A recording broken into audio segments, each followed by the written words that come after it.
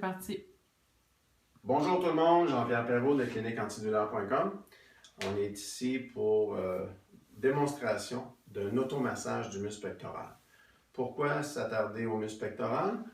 Parce que celui-là, c'est le plus grand fouteur de troubles à peu près des muscles du haut du corps, avec un de ses cousins qu'on appelle l'élévateur de la scapula. Bref, on va s'occuper du muscle pectoral, du grand pectoral pour tout de suite. Comment est-ce qu'on procède? On prend la main opposée. Donc, je vais masser mon muscle pectoral droit. En ce moment, je prends ma main gauche. Donc, on peut aller partout avec la main pleine au départ, surtout avec les doigts, où on appose des pressions. Donc, on va aller chercher les petites zones sensibles. On fait des pressions assez fortes. Un muscle qui est endolori, c'est un muscle qui est en train de développer une petite pathologie, donc soit tendu, soit inflammé.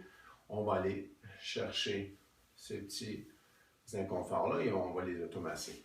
Qu'est-ce que je vais viser comme zone?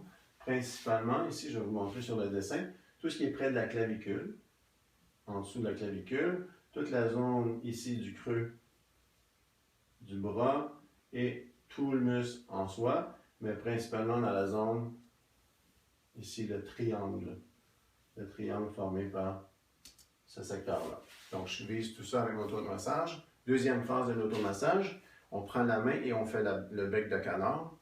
Comment est-ce qu'on fait ça? On soulève le bras ou on le décolle un peu du thorax et on vient faire des pressions, des massages. Donc, on fait des compressions comme ça. Exactement, on va dans toutes les zones. Ça n'a pas besoin de durer très longtemps. On peut aussi aller partout sur le muscle, pas faire de genoux. Donc, on va partout. Toutes les fibres vont avoir eu une petite partie de massage. On va faire ça. On va prendre un peu de repos et ensuite, on va aller faire de l'autre côté.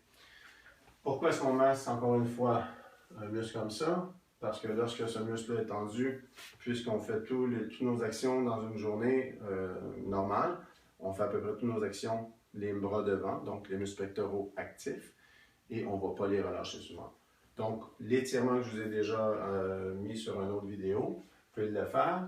Combinez ça avec un automassage comme ça vous fait beaucoup de soulagement dans les douleurs à l'épaule, problème de raideur au cou, problème de douleur, pardon, je me tasse un peu, à toute la chaîne, ce qu'on appelle la ceinture scapulaire, donc les rotateurs ici derrière, les rhomboïdes, les muscles trapèzes moyens, les fibres moyennes du trapèze, et même les fibres du trapèze inférieur.